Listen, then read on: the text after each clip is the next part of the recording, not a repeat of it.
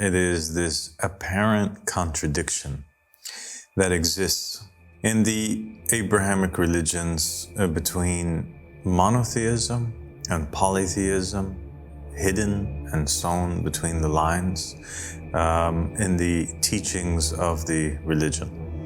Now, in the apparent, right, the thing that distinguishes the three major Western traditions or religions from many of the other religions on the face of the planet is that it is very adamant about monotheism. Monotheism is the hallmark, it's the trademark, it's the logo, so to speak, of these religions. Yes. When people think about Judaism, they think about one God. When they think about Christianity, to a lesser degree, they think of one God because of the concept of the Trinity, right? But Christians themselves consider themselves to be monotheists. Yes. And in Islam, it is also, just like Judaism, very concentrated on this aspect of one God. And the most important, perhaps, surah of the Quran is Kullu Allahu Ahad. Allahu Samad, lam yalid wa lam yulad wa lam yakun lahu kufuwan ahad, right?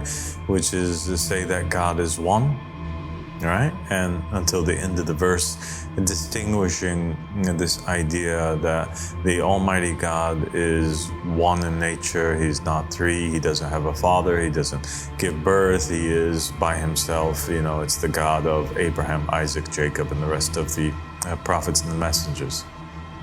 But when we look a little bit closer at these religions, one becomes confused a little bit, and things begin to, the whole image of it being strictly monotheistic seemingly begins to fall apart.